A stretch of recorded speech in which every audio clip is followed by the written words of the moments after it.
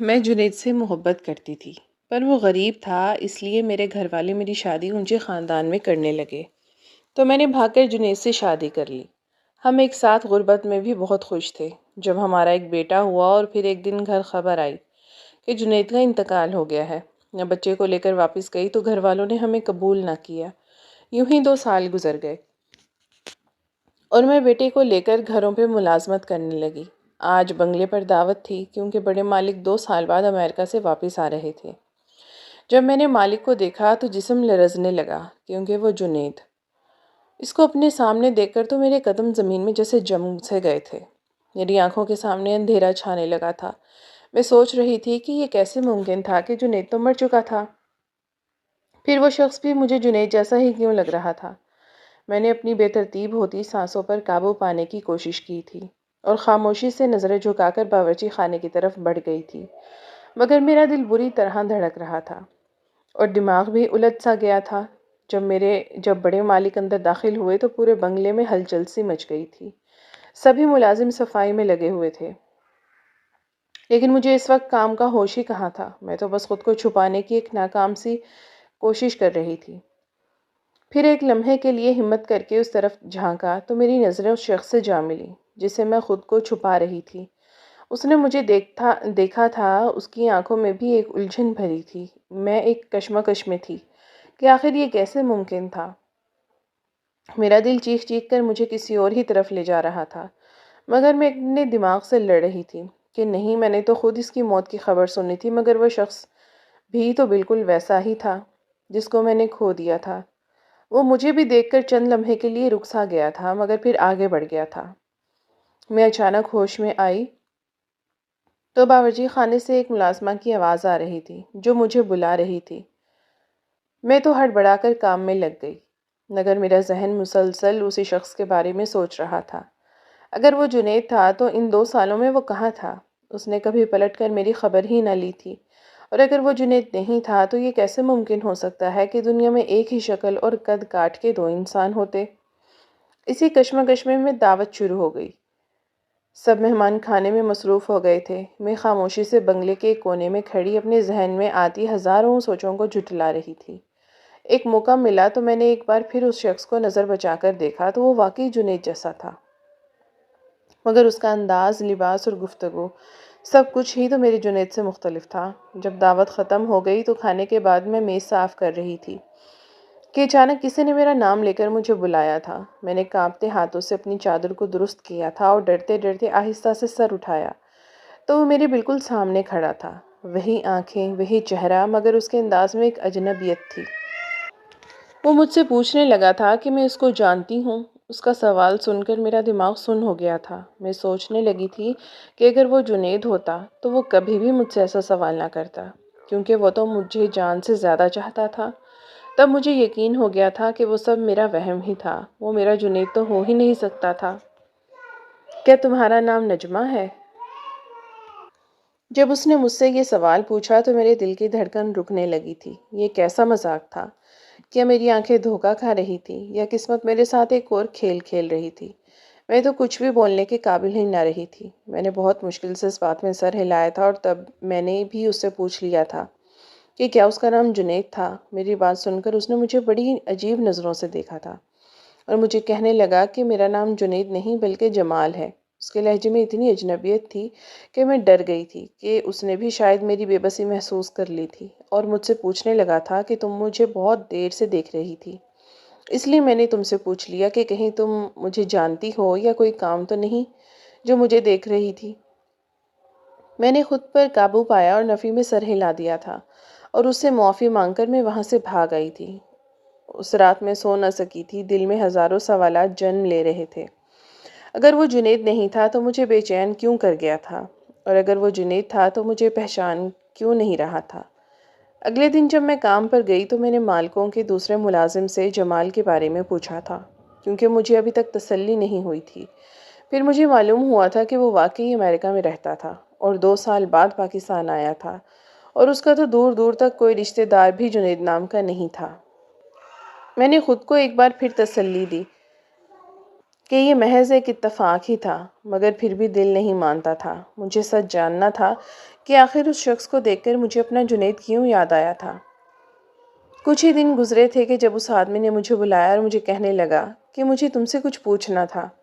تم نے اس دن مجھے یہ کیوں کہا تھا کہ میرا نام جنید تو نہیں؟ میں نے اس کو سچ بتانے کا فیصلہ کر لیا تھا، کیونکہ قرار تو میرے دل کو بھی نہیں آ رہا تھا، اور پھر میں نے اسے اپنی پوری کہانی سنا دی۔ جب میں خاموش ہوئی تو وہ کافی دیر تک مجھے دیکھتا رہا۔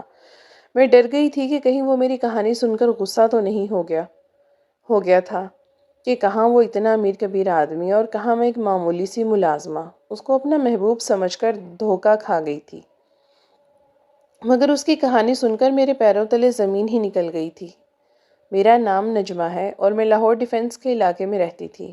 میرا تعلق ایک کھاتے پیتے اونچے خاندان سے تھا۔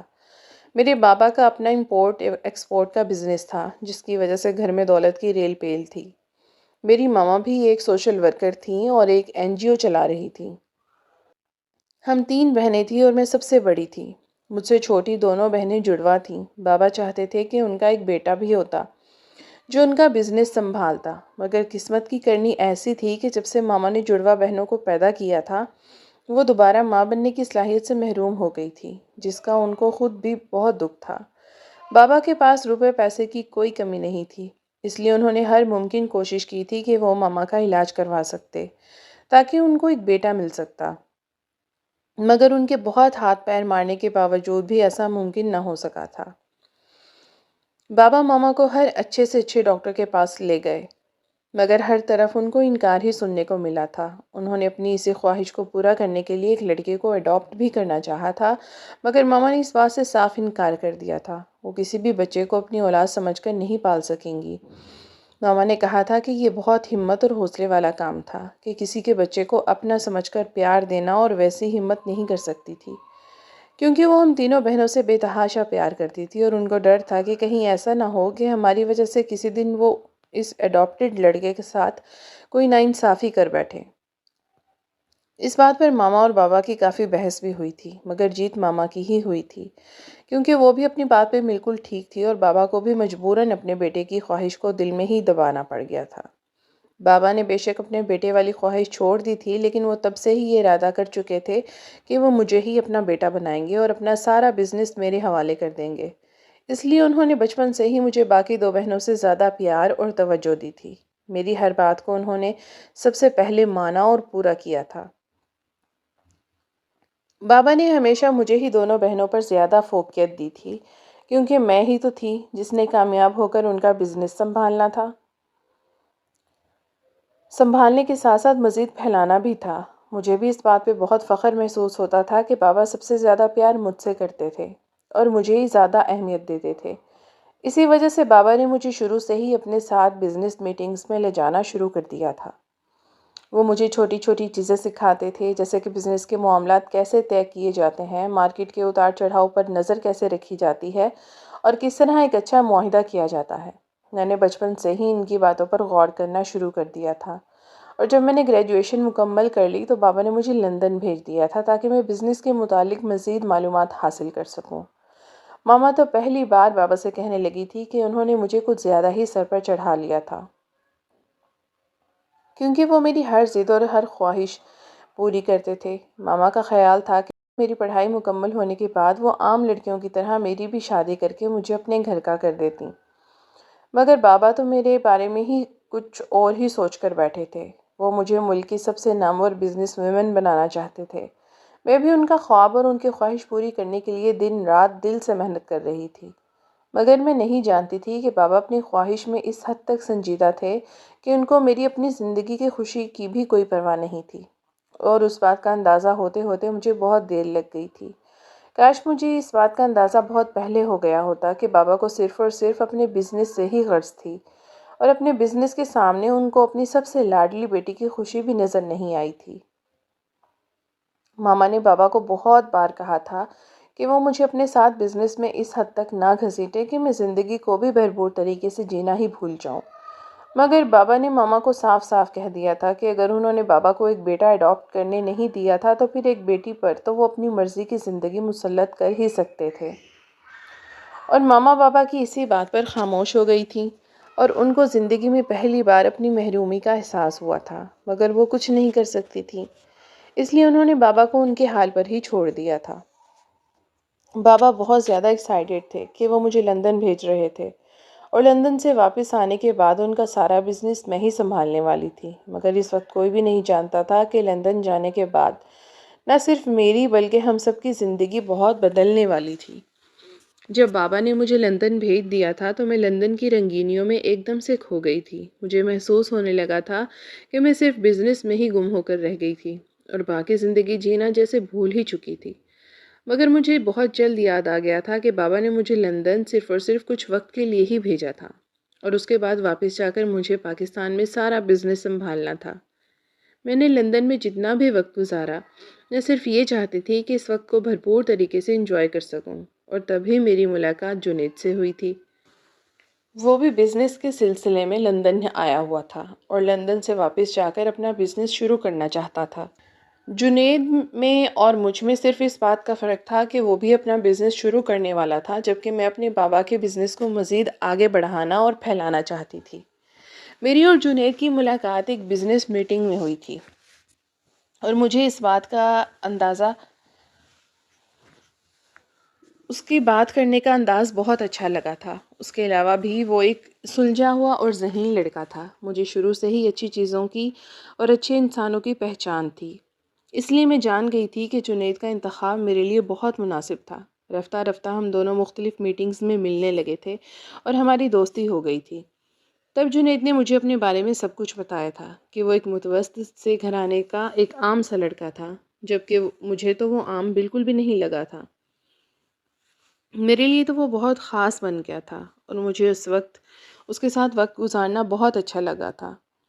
جنید اپنی ماں کا اکلوتا سہارا تھا اور اپنے پیروں پر کھڑا ہو کر خود کچھ کرنا چاہتا تھا، اس لیے وہ لندن سے بزنس کی ڈگری لینے آیا تھا۔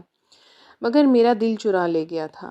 ہم نے لندن میں جو دن اور جو شامیں گزاری تھیں وہ میری زندگی کی حسین ترین شامیں تھیں۔ میں جنید کی محبت میں اس حد تک گرفتار ہو چکی تھی کہ اس کے بغیر زندگی کا تصور بھی نہیں کر سکتی تھی۔ اس لیے میں ارادہ کر چکی تھی کہ جب میں پاکستان واپس جاؤں گی تو اپنے پیرنٹس سے جنید کے بارے میں بات کروں گی، تاکہ وہ اس کی اور میری زندگی ایک کر سکیں۔ مجھے پورا یقین تھا کہ میرے پیرنٹس کو جنید بہت پسند آئے گا، کیونکہ وہ ایک بے حد ٹیلنٹڈ لڑکا تھا، اور میں جانتی تھی کہ وہ بہت جلد ایک کامیاب بزنس مین بھی بن سکتا تھا۔ اور یہ سب دیکھتے ہوئے بابا کو ہمارے رشتے پر کوئی اعتراض نہیں ہونا چاہیے تھا۔ مگر میں بابا کے بارے میں غلط تھی، اور اس بات کا اندازہ مجھے اس وقت ہوا جب میں نے بابا سے جنید کے بارے میں بات کی تھی۔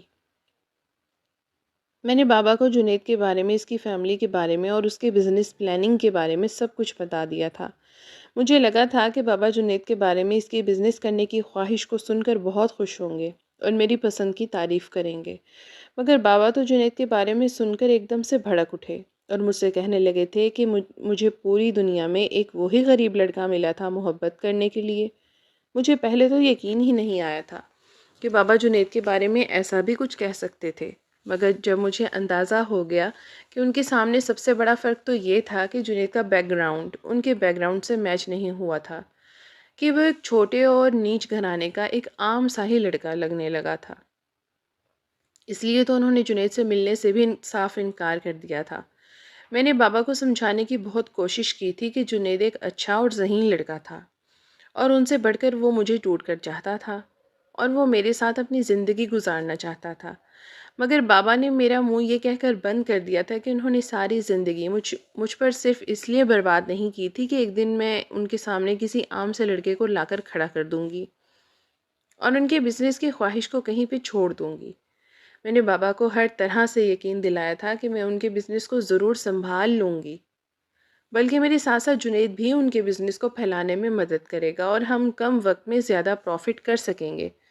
مگر میری یہ بات سنتے ہی بابا نے مجھے ایک زوردار تھپڑ جڑ دیا کہ میں ایسا سوچنے کی ہمت بھی کیسے کر سکتی تھی کہ وہ ایک نیچے انسان ان کا بزنس اپنے ہاتھوں میں لے لے گا۔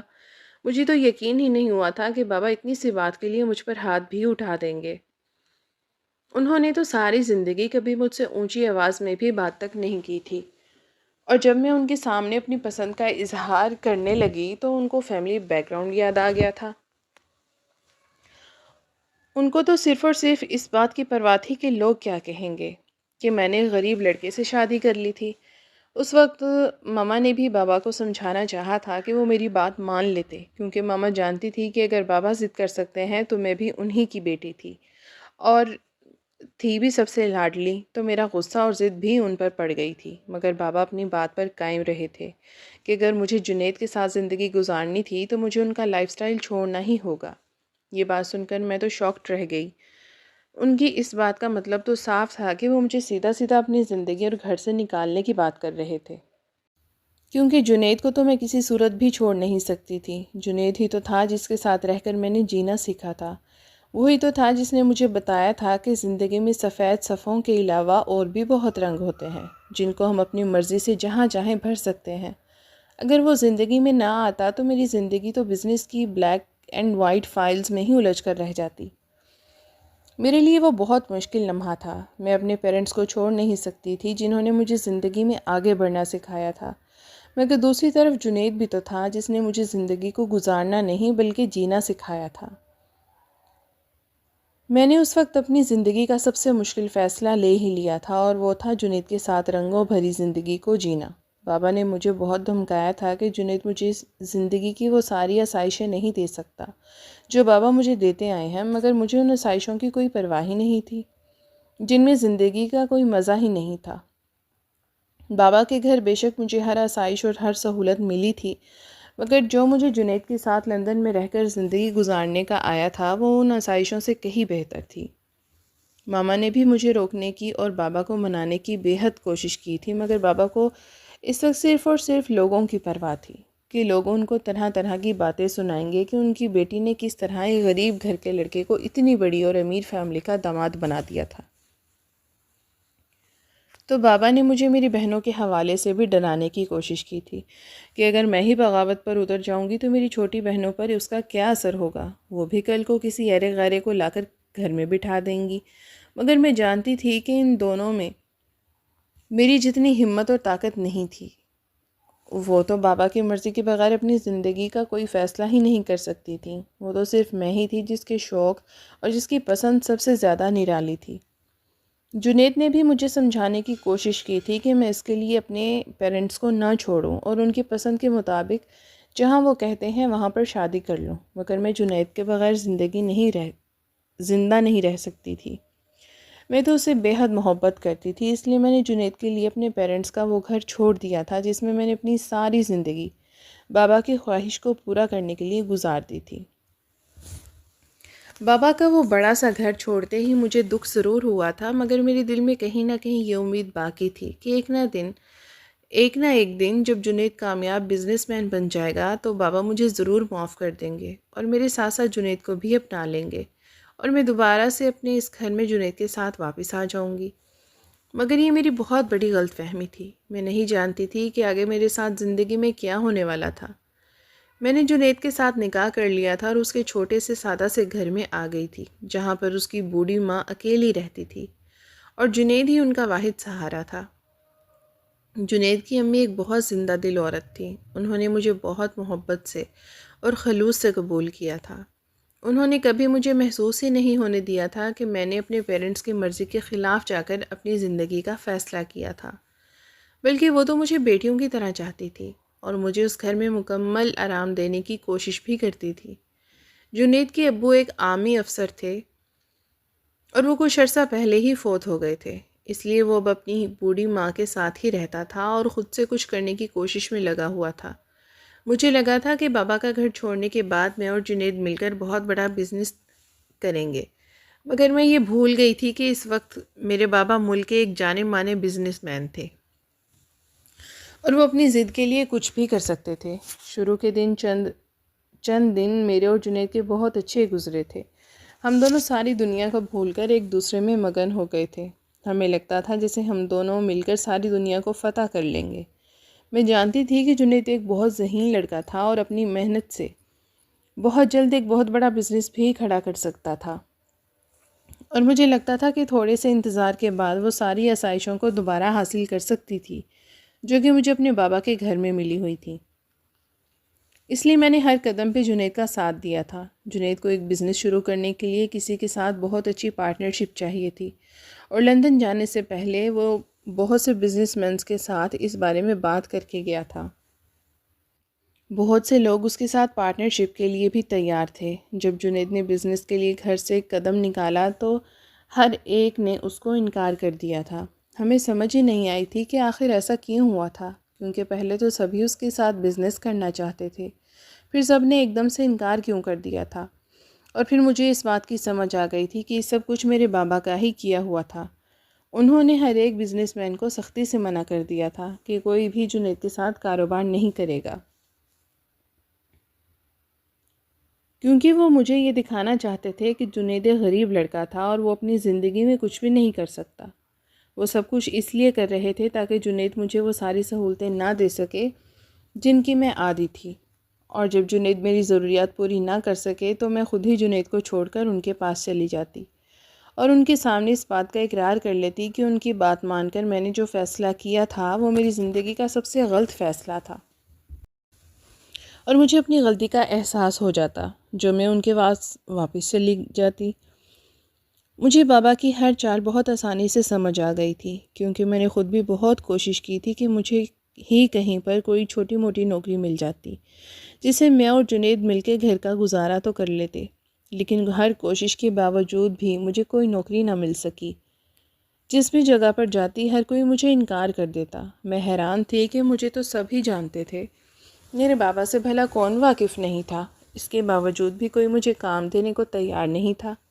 میں نے بڑی بڑی کمپنیوں کو چھوڑ کر چھوٹی چھوٹی کمپنیوں میں نوکریاں تلاش کرنی شروع کر دی، اور جنید کو بھی یہی مشورہ دیا کہ فی الحال وہ بزنس کرنے کا ارادہ بدل دے اور کوئی چھوٹا موٹا کام کر لے جس سے ہم اپنا گھر تو گزارا کر سکیں۔ مگر ہر کوشش کے باوجود ہمیں کوئی کام ملا ہی نہیں تھا۔ مجھے تو رہ رہ کر بابا پر غصہ آ رہا تھا کہ آخر جب انہوں نے مجھے اپنی زندگی سے اور اپنے گھر سے نکال ہی دیا تھا تو میری زندگی میں اتنا دخل کیوں دے رہے تھے۔ جب وہ میرے ساتھ ہر قسم کا تعلق ختم کر ہی چکے تھے تو پھر مجھے اپنی زندگی سکون سے جینے کیوں نہیں دے رہے تھے۔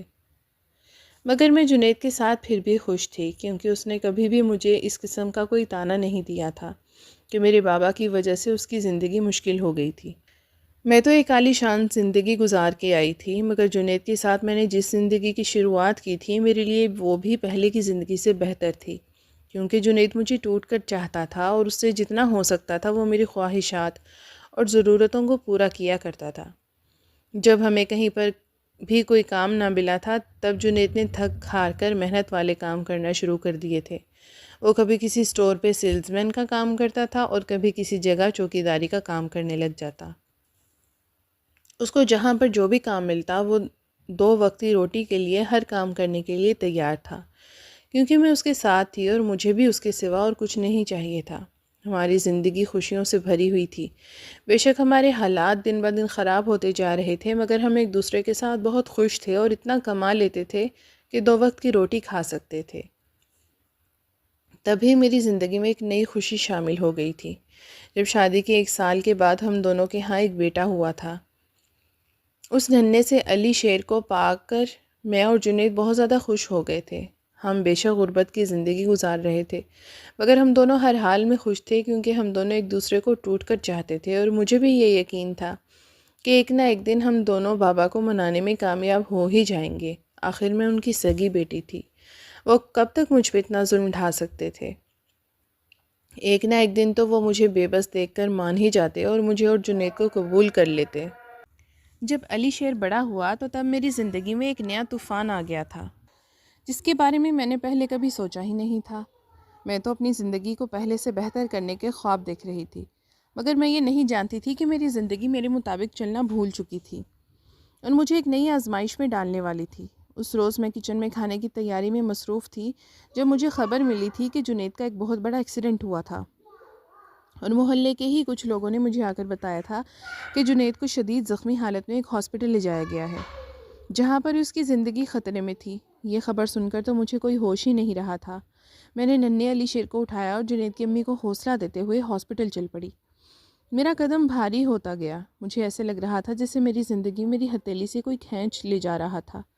جب میں ہاسپٹل پہنچی تو تبھی ایک بری خبر میری منتظر تھی۔ مجھے بتایا گیا کہ جنید مجھے ایک چھوٹے سے بچے کے ساتھ تنہا چھوڑ کر چلا گیا تھا۔ اب وہ زندہ نہیں رہا تھا کیونکہ اس کی چوٹیں بہت شدید تھیں اور اس کا بچنا ناممکن تھا۔ یہ خبر سنتے ہی اس کی امی کو بھی ہارٹ اٹیک ہوا تھا۔ جب مجھ سے ہی جنید کی موت کا صدمہ برداشت نہیں ہو سکا تھا تو پھر اس کی ماں تھی جن کا وہ اکلوتا بیٹا تھا اور ان کی ساری زندگی کی کمائی تھا۔ وہ بھلا اتنی بڑی خبر کو کیسے برداشت کر سکتی تھی؟ اس لیے جنید کے ساتھ ساتھ وہ بھی اس لمحے دنیا سے رخصت ہو گئی تھی۔ میرے تو ہاتھ پاؤں پھول گئے تھے۔ میں نے تو جنید کو دیکھا بھی نہیں تھا اور اس کی امی کو دنیا چھوڑ کر جاتا دیکھ میرا دل چاہا تھا کہ میں خود بھی خود کو ختم کر لوں، مگر مجھے ننھے علی شیر کے لیے زندہ رہنا تھا۔ ایک وہی تو تھا جو میرے پاس جنید کی نشانی کے طور پہ رہ گیا تھا۔ میں نے بہت ہمت کی اور جنید کے اسی دوست کے ساتھ گھر واپس آ گئی تھی جس نے ہمیں جنید کے ایکسیڈنٹ کی خبر دی تھی، مگر خالی گھر کو دیکھتے ہی میں چکرا کر گر پڑی تھی اور 4 دن بے ہوش رہنے کے بعد مجھے ہوش آئی تو جنید اور اس کی امی کی آخری رسومات ادا کر دی گئی تھیں۔ میں خوب چیخ چیخ کر روئی تھی کیونکہ میں نے ان دونوں کو آخری بار بھی نہ دیکھ سکا۔ میری ساری دنیا ایک جھٹکے میں جیسے اندھیر ہو گئی تھی اور میں جو اپنے بابا کا گھر چھوڑتے وقت بہت مضبوط تھی ایک دم سے ٹوٹ کر بکھر گئی تھی۔ تب میرے پاس اس کے سوا اور کوئی چارہ نہ تھا کہ میں بابا کے گھر واپس چلی جاتی، کیونکہ میں اکیلی علی شیر کو نہیں سنبھال سکتی تھی۔ کوئی مجھے سنبھالنے والا ہوتا تو میں علی شیر کو سنبھال پاتی، مگر بابا کے گھر پہنچ کر انہوں نے میرے سامنے ایک نئی آزمائش رکھ دی تھی کہ اگر میں جنید کے بچے کو چھوڑ دوں گی تب وہ مجھے اپنا لیں گے۔ میں بھلا ان کی بات کیسے مان سکتی تھی؟ جنید تو میری زندگی تھا اور علی شیر میں میری جان بستی تھی۔ اپنی زندگی سے تو میں ہاتھ دھو بیٹھی تھی، اپنی جان کو اپنے ہاتھوں سے کیسے گنوا سکتی تھی؟ مجھے لگا تھا کہ بابا میری حالت دیکھ کر ہی مجھ پہ رحم کر لیں گے، مگر انہوں نے تو مجھے گھر کے دروازے سے ہی نا امید لوٹا دیا تھا اور میں اپنی ننھی جان کو ساتھ لیے واپس اسی دہلیز پر آ گئی تھی جہاں میں نے جنید کے ساتھ مل کر زندگی کے حسین خواب دیکھے تھے، مگر ان کی بنیادیں مضبوط ہونے سے پہلے ہی وہ مجھے تنہا چھوڑ گیا تھا۔ میں اس خالی گھر میں کھڑی سوچتی رہی کہ اب میں کیا کروں گی، کیونکہ جنید ہی تھا جو 2 وقت کی روٹی کے لیے محنت مشقت کرتا تھا۔ بات یہ نہیں تھی کہ محنت مشقت میں نہیں کرتی تھی، کر تو میں بھی سکتی تھی، مگر پھر علی شیر کو کون دیکھتا، اس کو کون سنبھالتا؟ میں اس کو کس کے پاس چھوڑ کر کس کے حوالے کر کے جاتی؟ میرے پاس کوئی ایسا اختیار ہی نہیں تھا جس میں علی شیر کا مستقبل محفوظ کر سکتی۔ مجھے اس وقت لگا تھا کہ میں ایک ظالم ماں بن رہی تھی جو اپنے بچے کو بوجھ سمجھنے لگ گئی تھی، کیونکہ میں مجبور ہو گئی تھی۔ مگر اس سے پہلے کہ میں کوئی غلط فیصلہ لیتی، مجھے جنید کے ہی ایک دوست نے ایک بڑی سی کالونی کے بارے میں بتایا تھا کہ اگر میں وہاں چلی جاؤں تو ہو سکتا ہے کہ مجھے کوئی ایسا کام مل جاتا جس سے میرا اور علی شیر کا گزارا ہو جاتا۔ میں نے علی شیر کو اپنی گود میں اٹھایا اور اس کالونی کی طرف چل پڑی، کیونکہ مجھے علی شیر کے لیے زندہ رہنا تھا اور اس معصوم کا تو ان سب میں کوئی قصور نہیں تھا۔ جو کچھ بھی ہوا تھا وہ ایک بہت بڑی کالونی تھی جہاں پر بڑے بڑے گھر بنے ہوئے تھے۔ ان گھروں کو دیکھ کر میری آنکھیں آنسوؤں سے بھر گئی تھی، کیونکہ میرا بھی کبھی ایسا گھر ہوتا تھا۔ میں نے اپنے آنسو صاف کر لیے تھے کیونکہ مجھے اب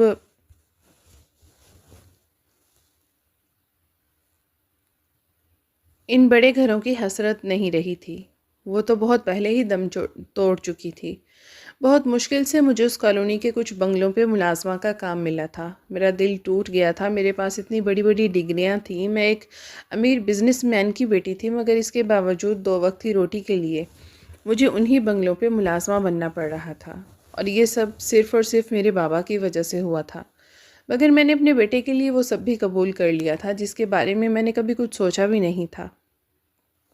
مجھے اس کالونی میں کام کرنے کا یہ فائدہ بھی ہوا تھا کہ اسی کالونی میں ملازموں کے لیے کچھ کوارٹرز بنے ہوئے تھے اور جو ملازم دور سے آتے تھے وہ وہیں پر رہتے تھے۔ تب میں نے جنید کے گھر کو ہمیشہ کے لیے بند کر دیا تھا اور علی شیر کو لے کر وہاں پر ہی ایک کمرے والے چھوٹے سے سرونٹ کوارٹر میں رہنے لگی تھی۔ میرے لیے تو یہ کسی نعمت سے کم نہیں تھا، کیونکہ بہت عرصے کے بعد میں نے بے فکر ہو کر علی شیر اور اپنے لیے 2 وقت کی روٹی کا انتظام کر لیا تھا اور ساتھ ہی مجھے رہنے کے لیے ایک محفوظ مقام بھی مل گیا تھا۔ مجھے انہی سرونٹ کوارٹرز میں رہتے ایک کے بعد 2 سال گزر گئے تھے اور میں علی شیر کے ساتھ خوشی خوشی زندگی گزارنے لگی تھی۔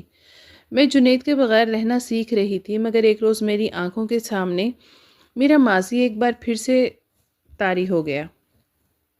اس روز ایک بنگلے پر دعوت تھی، کیونکہ اس بنگلے کے مالک کا واپس آ رہا تھا اور کالونی کے زیادہ تر ملازم وہاں پر ہی اکٹھے ہوئے تھے۔ میں بھی علی شیر کو باقی بچوں کے